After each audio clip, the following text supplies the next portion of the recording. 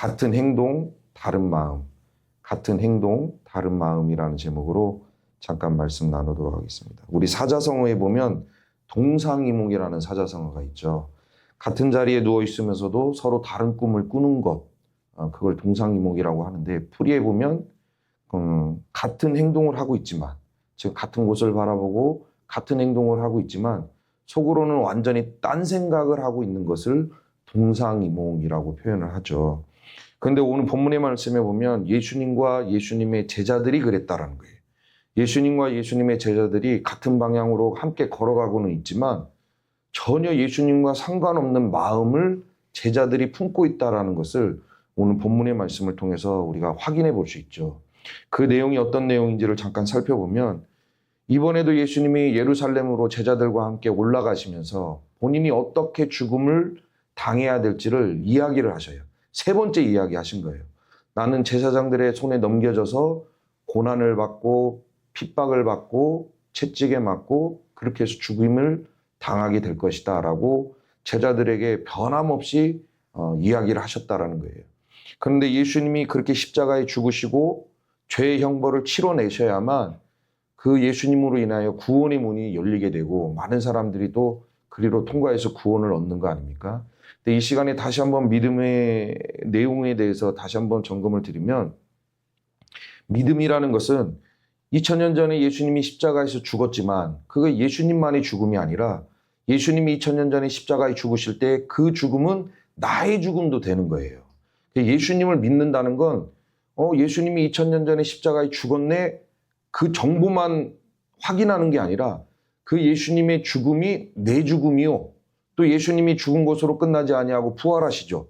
그 부활도 내 부활이라는 걸 믿는 거예요. 그래서 나는 죄에 대하여 예수님과 함께 죽은 자요, 하나님에 대하여 다시 산 자, 예수님이 살아나신 것처럼 내가 하나님에 대하여 다시 산 자가 되었음을 믿는 믿음을 소유하는 것, 그것도 내가 한번 믿어볼게 라는 믿음이 아니라 내 안에 오신 성령이 믿어지게 하시는 것, 그 믿음을 소유한 사람이 바로 예수님을 인격적으로 만난 사람이고 그 사람이 예수님을 믿는 사람이에요.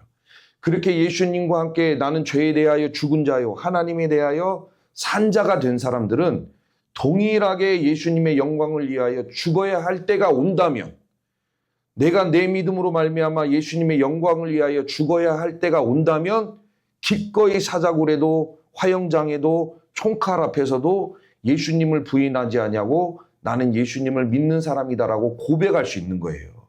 그렇게 예수님을 인격적으로 만난 사람이 자기의 목숨도 던져가면서 예수님을 부인하지 않는 그 믿음을 소유한 사람이 진짜 믿는 거죠. 그러나 예수님을 인격적으로 만나지 못한 사람들은 예수님의 죽음이 내 죽음이요, 예수님의 부활이 내 부활이라는 걸 인지를 못해요. 그 사람들이 인지하는 것은 단지 정보예요. 2000년 전에 하나님의 아들 예수가 십자가에 죽었다. 그 정보, 복음의 내용이죠.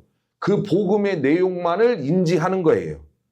그러나 그 죽음이 내 죽음이요, 그 부활이 내 부활이라는 것은 와닿지가 않아. 물어보셔요. 집에 가서 물어보셔요. 예수님을 아는 사람들한테 어느 정도 인지하고 있는지를 물어보셔요. 예수님의 죽음이 내 죽음이요, 예수님의 부활이 내 부활인지, 아니면 그냥 정보로만 받아들이고 있는지, 2000년 전에 예수가 죽었다, 하나님의 아들이 죽었다, 그 상태에서 머물러 있는지 물어보십시오. 물어보면 확 갈라진다는 거예요.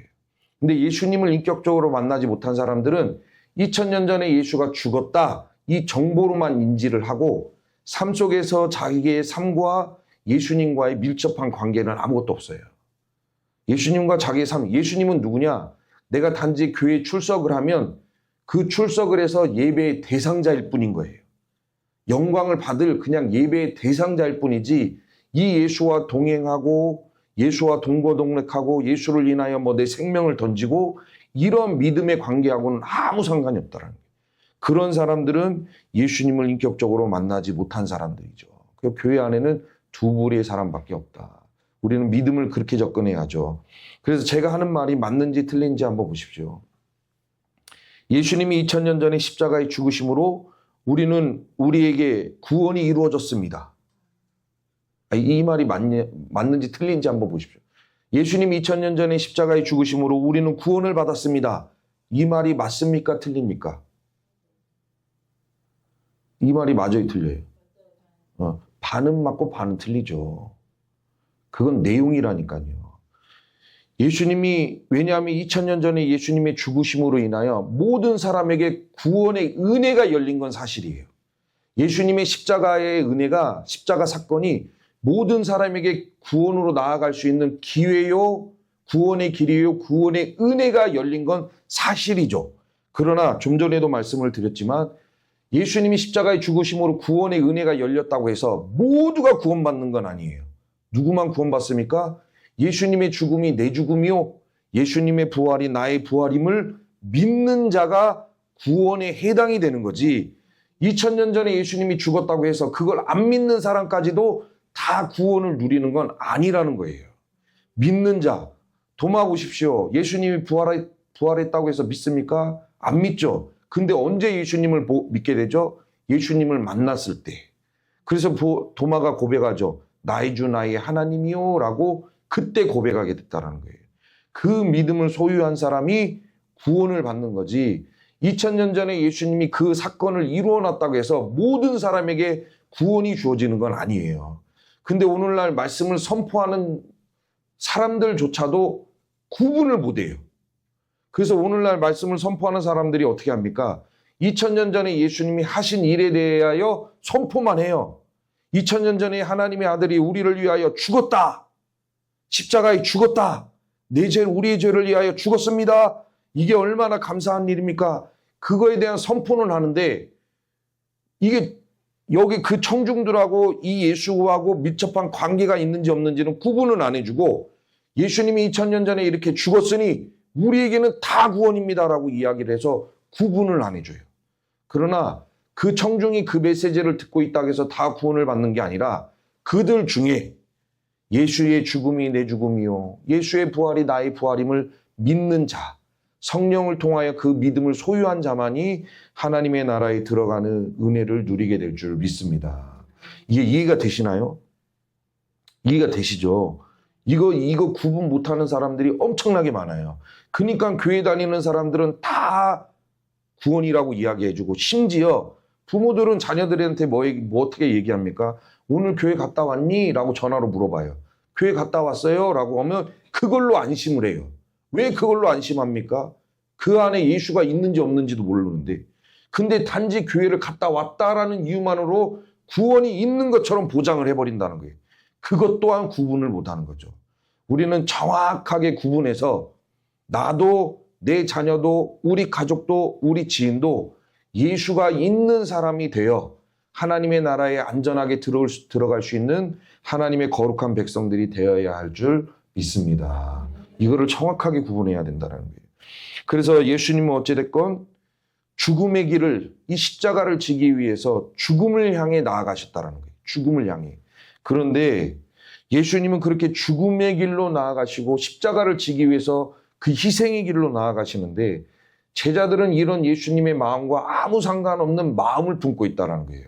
오늘 본문의 말씀 35절과 37절에 보면, 세베대의 아들 야고보와 요한이 주께 나와 여짜오되 선생님이여, 무엇이든지 우리가 구하는 바를 우리에게 하여 주시기를 원하옵나이다. 지금 야고보와 요한이 와서 무엇이든지 들어달라고 요구를 하죠. 이르시되 너희에게 무엇을 하여 주기를 원하느냐 여짜오되 주의 영광 중에서 우리를 하나는 주의 우편에 하나는 좌편에 앉게 하여 주옵소서라고 말을 하고 있어요. 예수님은 지금 죽음을 향해 나아가시는데, 야고보와 요한은 형제죠.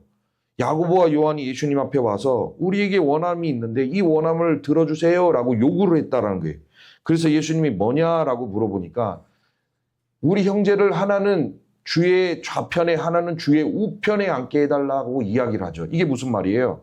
예수님이 곧 유대인의 왕이 되실 것 같은데, 유대인의 왕이 되시면 우리 두 형제를 하나는 두 권력이죠.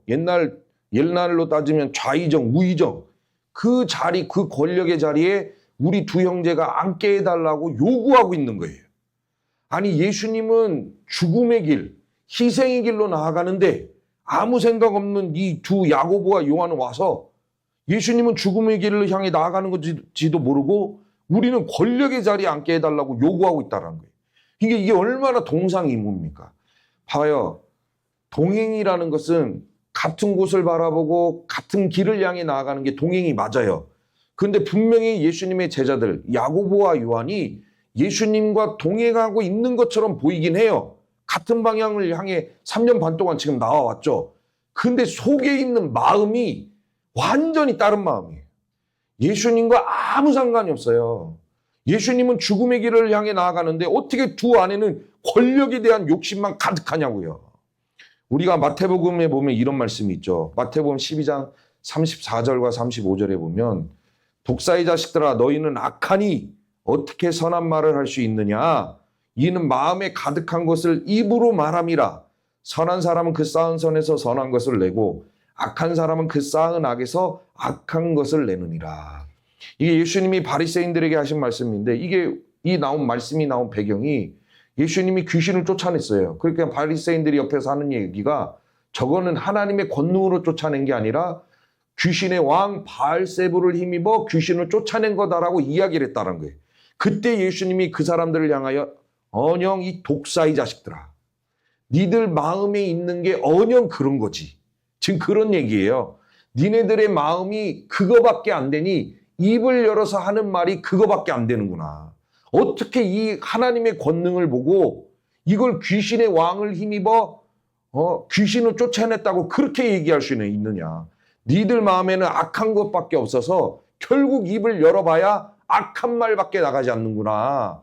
사람은 자기 마음에 쌓여있는 것을 가지고 이야기하는데 선한 것이 쌓여있는 사람은 입을 열어서 선한 것을 말하게 돼 있고 악한 것이 쌓여있는 사람은 그 입을 열어서 반드시 악한 것을 이야기하게 돼 있다. 너희들의 하는 말을 들어보니 니들 마음에는 악한 밖에 없다. 지금 그 얘기 하시는 거예요. 사람은 마음에 있는 게 결국 입 밖으로 툭 튀어나와요. 그래서 우리가 살아가는 중에 저 사람이 지금 우리가 관계를 맺고 살아가는 사람들 중에 입을 열어서 툭툭 튀어나오는 것보다 하는 말을 들어보면 대부분 그 사람 안에 그 생각으로 90% 이상 충만한 거예요.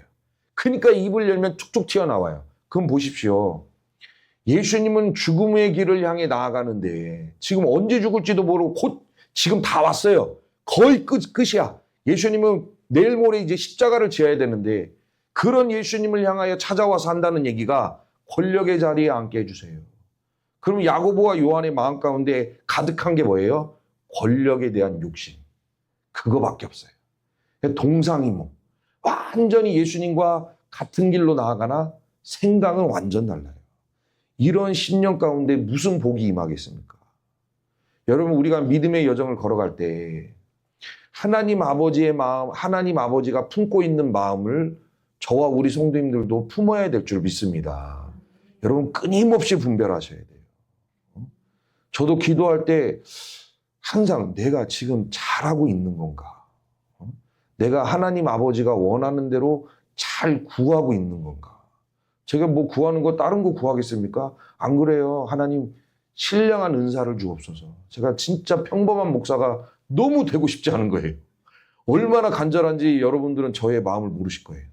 평범한 목사가 너무 되기 싫은 거예요. 왜요? 너무 많아. 평범한 목사가 너무 많기 때문에 그 대열에 저는 끼고 싶지가 않은 거예요. 하다못해 정말 하나님의 마음을 알아서 하나님의 마음을 선포하는 종, 그리고 우리 성도님들의 마음에 괴로움이 있으면 그거를 좀 알고 하나님의 음성으로 위로하고 말씀으로 선포해서 쫓아내고 그렇게 할 수 있는 종이 되기를 원해서 날마다 하나님 앞에 간구하고 있다는 거예요.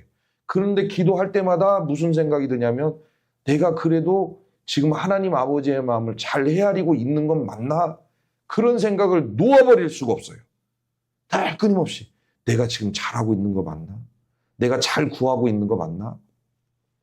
우리는 하나님의 마음을 끝까지 잘 살피고 잘 헤아려서 하나님과 같은 마음으로 이 믿음의 여정을 걸어가야 될 줄 믿습니다. 그런데 제자들은 3년 반이라는 시간 동안 예수님과 함께 걸었음에도 불구하고 전혀 이건 뭐 예수님의 마음하고는 아무 상관없는 권력에 대한 욕심으로 두 형제가 아주 가득했다라는 거예요.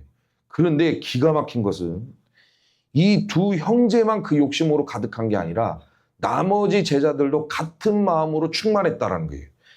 그 41절에 보면 이제 그렇게 구했죠. 그래서 열 제자가 이걸 같이 들었어요. 옆에서. 야고보와 형제가 이게 참 눈치 없는 이 두 형제, 보아너게. 성격도 개파가죠. 그래서 보아너게라는 성격이 있는데 이 두 형제가 참 눈치 없게 예수님 앞에 구하려면 아무도 없을 때 속삭여야죠. 예수님, 그 두 자리 우리 두 형제 좀 챙겨주세요. 모르게 해야지, 정치인들처럼. 근데 이 아무 개념 없는 사람, 열 제자가 다 듣고 있는데 선 거예요. 그러니까 이 열 제자가 어떻게 합니까? 속에 분이 가득해요. 야고보와 요한에 대하여 화를 내거든. 여러분, 왜 화를 냅니까? 같은 마음. 이거 본인들도 다 같은 마음이에요. 여러분, 그거 알죠? 제가 예전에 예화로 잘 썼는데, 우리가 길을 걸어가다가, 야, 이 똥땡이 대머리야! 우리가 아무데 무지성으로 저쪽 먼 곳을 바라보고, 야, 이 똥땡이 대머리야! 소리 지르면 그 소리를 듣고 누가 화가 나겠어요? 뚱땡이든가 머리가 벗겨졌든가. 근데 날씬하고 머리가 풍성한 사람들은 신경도 안 쓰고 걸어가요. 왜요? 본인하고 해당이 안 돼. 근데 해당되는 사람은 뭐야? 누가 나 불렀어? 부른 적도 없어. 그냥 공중에다 대고 뚱땡이 대머리 한 건데 걸어가다가 자기가 해당이 되니까 돌아보고 누가 나 불렀어? 화를 내죠. 제자들이 화를 내는 이유가 뭐예요? 해당이 되는 거예요. 그 권력의 자리 본인들도 탐내고 있었던 거예요. 베드로는 나이가 가장 많죠. 예수님을 따라다녔을 때 나이가 한 30 중반 정도. 그러니까 나이도 많고 수제자니까 당연히 예수님의 권력 서열 2위나 3위는 자기, 3위도 안 받았겠죠. 서열 2위 자리는 당연히 베드로야. 본인은 그렇게 생각했을 거예요. 가룟 유다도 마찬가지예요. 돈깨를 맡은 자예요. 교회 안에서 돈깨를 맡을 때에는 그거 믿을 수 없는 사람한테 맡깁니까? 이거 당장 맡기면 다 들고 튈 사람한테 돈 맡기는 거 봤어요? 믿음이 가고 신뢰가 되는 사람들한테 맡기죠. 그럼 가룟 유다가 3년 반 동안 돈깨를 재정을 맡았다는 것은 인정을 받은 거예요. 그러니까 자기도 어느 정도 권력이 있다라고 생각을 했을 거예요. 근데 막내 요한은, 사도 요한은, 막내 요한은 이때 예수님을 따라다녔을 때가 한 18, 10대 후반이에요. 근데 사도 요한은 말씀을 들을 때 항상 어떻게 듣냐면 예수님의 품에 기대서 요러고 예수님의 품에 기대서 요러고 말씀을 들어요. 꼭 아들처럼, 막내 아들처럼. 그러니까 예수님이 얼마나 사도 요한을 사랑했는지 볼 수 있죠. 그러면 사도 요한이 무슨 생각이 있어요? 내가 비록 나이가 어린 막내지만 나는 예수님께 가장 큰 사랑을 받고 있다라는 생각을 하지 않겠습니까? 그러면 금은 사도 요한도 자기 나름대로 권력의 자리를 탐하고 있는 거예요. 다른 제자들도 다 마찬가지였다. 말만 표현만 안 했지 그들 마음에는 저 옆자리는 내 거. 예수님의 서열 이 두 번째, 세 번째 그 옆자리는 내 거야. 무조건 내 거야 라는 생각을 모든 제자들이 다 하고 있었기 때문에 야고보 요한이 툭 튀고 나갔을 때 이 사람들이 듣고 열받는 거예요. 내 건데. 저 자리 내 건데. 감히 내 자리를 네가 넘봐 하는 마음으로 지금 화를 내고 있다는 거예요. 그러니까 모든 이 제자들이 공생애라는 예수님이 하나님의 아들로서 그 십자가의 짐을 지고 가는 그 공생애를 예수님의 제자들이 3년 반 동안 동행하고 있는데 같은 방향을 향해 같이 걸어가고 있는 것 같으나 그들의 중심에는 아주 못돼 먹은 하나님이 인정하지 못하는 마음으로 전부 다 가득했다는 거예요. 전부 다. 이런 마음을 가지고 동행을 하면 그 사람은 결정적인 순간에 다 돌아서요. 그렇죠? 불순한 마음, 순결하지 못한 마음, 불순한 마음, 이렇게 권력을 탐하는 마음으로 예수님과 동행을 하면 결정적인 순간에 싹 돌아서요. 언제 돌아섭니까? 자기가 예상하지 못했던 상황을 만날 때. 이게 뭐지? 이들은 예수님이 유대인의 왕이 돼야 되고, 그 예수님이 유대인의 왕이 되면 그 두 번째, 세 번째는 내가 그 자리에 앉아야 되고, 이 제자들이 다 그렇게 생각을 했다는 거죠. 그런데 예수님을 따라다닐 때 예수님이 포박을 당하죠. 죽음의 자리까지 끌려가셔요. 그러니까 이 제자들이 생각할 때 뭐예요? 이거 뭐지?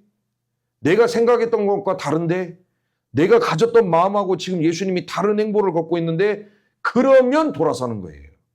우리가 믿음의 길을 걸을 때 품지 말아야 될 마음을 품고 하나님하고 상관없는 마음을 품고 믿음의 여정을 걸을 때 언제 실망합니까?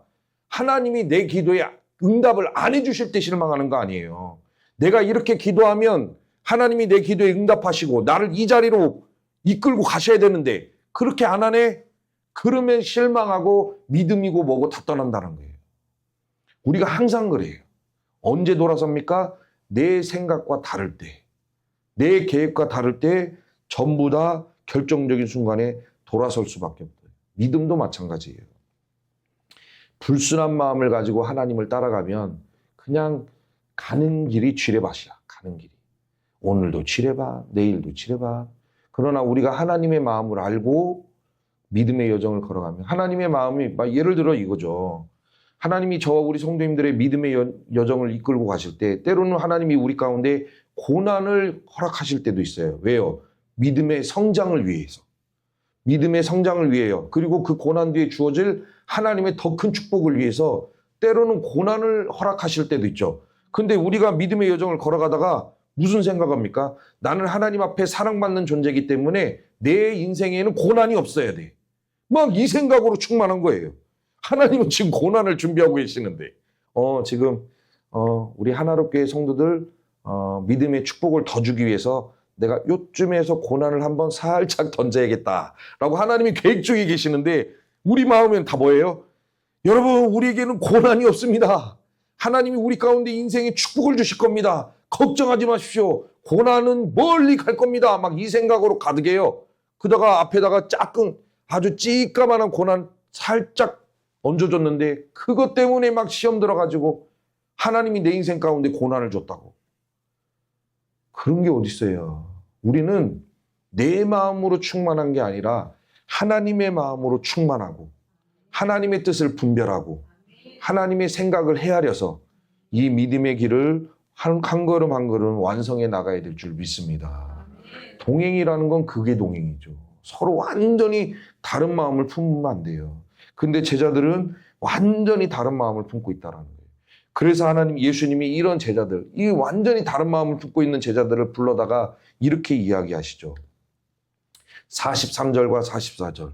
너희 중에 막 이제 자기가 크다고 난리를 치니까 너희 중에 그렇지 않을지니 너희 중에 누구든지 크고자 하는 자는 너희를 섬기는 자가 되고 너희가 정말 누구보다 크고 싶냐? 그 서열 2위, 서열 3위 그 권력의 자리에 오르고 싶냐? 그러면 섬기는 자리로 가라.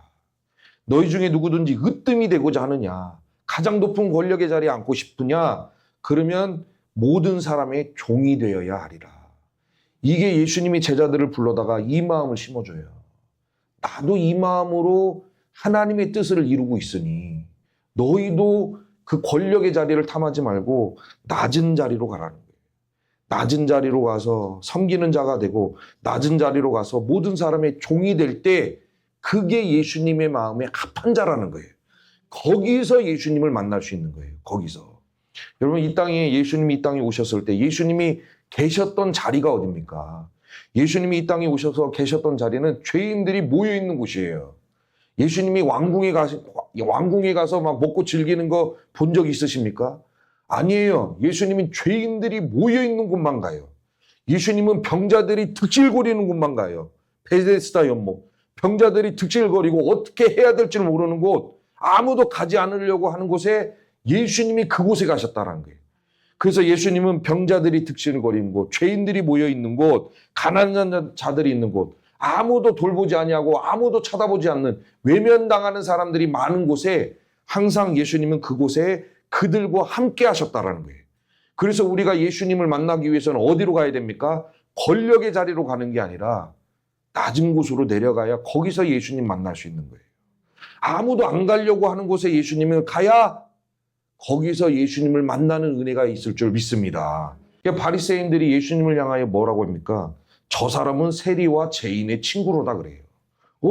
어떻게 그냥 죄인들하고 어울리고 다른 사람들이 돌보지 않는 사람들하고 맨날 어울리고 다니는가? 바리새인들이 볼 때는 저는 세리들과 죄인들의 친구로 다 그래요. 예수님은 항상 그 자리에 계셨어요. 죄인들이 있는 곳, 병자들이 있는 곳, 가난한 사람들이 있는 곳. 거기에 갔을 때 그래서 예수님을 만나고 싶은 사람들은 어디로 가면 됩니까? 병자들이 있는 곳에 가면 돼요. 죄인들이 있는 곳에 가면 항상 예수님은 그 자리에 있었어요. 거기 갔었을 때 예수님을 만나는 거지. 예수님과 동행하는 거지. 높은 자리에서는 예수님을 만날 수 없다. 그러니까 바리새인들, 서기관들, 사두개인들 이런 사람들은 예수님이 그 놀라운 능력을 행하실 때 은혜를 못 받잖아요. 왜요? 마음이 항상 높아요. 항상 높고 시선이 항상 높으니까 예수님이 여기저기 돌아다니면서 그 능력을 행하시는데 이 사람들 안에는 은혜가 한 번도 안 들어갔어요. 3년 반 동안. 한 번도 은혜를 누린 적이 없어요. 마음이 높은 자들에게는 은혜가 없어요. 은혜가. 그러므로 이 자리에 계신 저와 우리 성도님들은 이 땅에서 예수님과 함께 동행하는 삶을 살아갈 때 주님과 다른 마음이 아닌 주님과 같은 마음을 품고 주님과 동행할 수 있는 하나님의 거룩한 백성들이 될 수 있기를 소망합니다. 주님과 같은 마음을 가지고 동행할 때 그때 날마다 예수님을 만나는 거죠. 우리가 시선을 낮추고 마음을 낮춰야 돼요. 그래야 예수님과 동행할 수 있는데 우리가 마음을 낮출 때 하나님이 얼마나 기뻐하시는지는 아방을 통해서 우리는 확인할 수 있어요. 높은 마음은 하나님이 관심이 없어요. 우리의 시선이 높고 우리의 마음이 높은 것은 하나님의 관심이 없는데 하나님이 낮은 마음은 그렇게 기뻐하셔요. 근데 그것을 우리가 아방을 통해서 확인할 수 있다는 거예요. 이스라엘 왕들 중에 가장 악한 왕이 누굽니까? 아합왕이죠. 그래서 하나님이 아합왕에 대해서 이야기하기를 예로부터 아합과 같이 그 자신을 팔아서 여호와 앞에서 악을 행한 자가 없었다. 아합왕은 자기를 팔아서 하나님 앞에서 악을 행하는 자예요. 하나님이 모든 이스라엘 왕들 중에 악한 자들도 그렇게 많았는데 아합왕 하면 아주 악한 왕이라고 하나님이 평가를 내리시잖아요. 그래서 하나님이 엘리야를 그 인생 가운데 보내셔서 아합 왕에게 저주의 재앙의 메시지를 퍼부으시는데 어떻게 퍼부으십니까?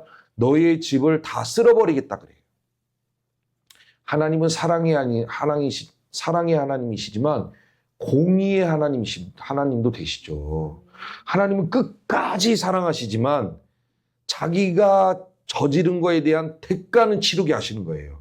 아합이 이 땅에 살아갈 때 하나님의 뜻대로 살아야 되는데 그렇게 살지 못하고 자기 멋대로 살아가니까 하나님이 엘리야를 종을 통해서 재앙의 메시지를 주는데 너의 집을 다 쓸어버리겠다라고 얘기하시잖아요.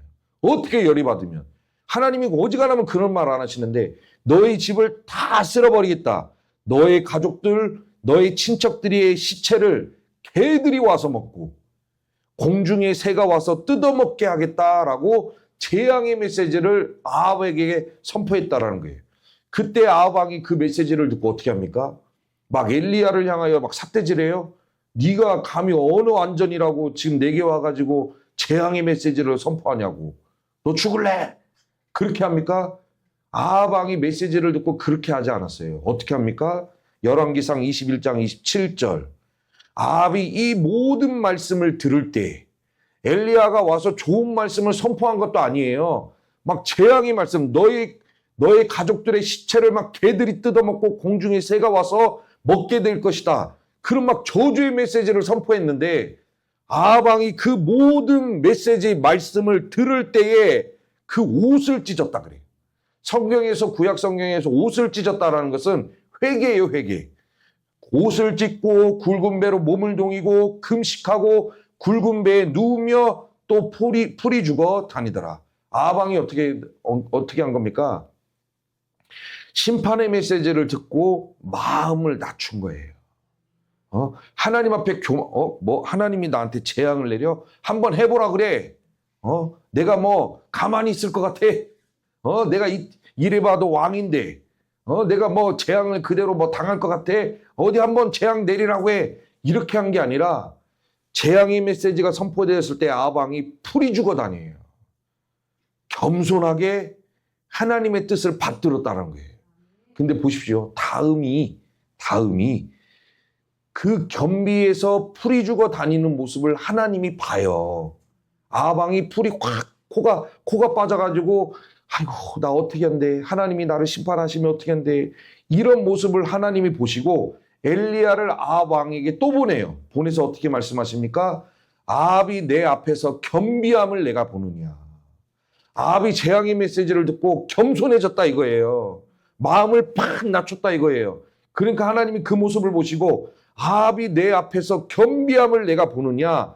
그가 내 앞에서 겸비함으로 내가 재앙을 저의 시대, 아합의 시대에 내리지 아니하고 그 아들의 시대. 여러분 무섭죠? 제가 이 말씀을 볼 때마다 차라리 그냥 아합한테 내려야지. 아니 나는 제가 아합이라면 또 이거 엘리야가 와서 이 메시지를 전해줄 거 아니야. 야, 하나님이 너의 시대 때 재앙 안 내리고 너 아들의 시대 때 재앙 내린대. 그럼 아합이 제가 아합이라면 아니야. 치우.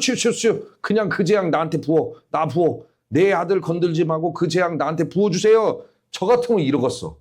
근데 아합은 만족해요. 그래요? 안심의 박수. 나한테 안 내려? 아들의 시대에 재앙을 내려? 여러분 봐요. 웃기기도 하지만 얼마나 무섭습니까? 제가 말했죠. 다윗 때 잘못한 게 없어. 다윗 때 아무리 자기 호주머니를 쥐고 막 뭐 어디를 뒤져봐도 나는 하나님 앞에 잘못한 게 없는데 3년 동안 기근이 찾아와요. 모르죠. 왜 왔는지. 그래서 물어요. 하나님 도대체 이 기근이 왜 온 겁니까?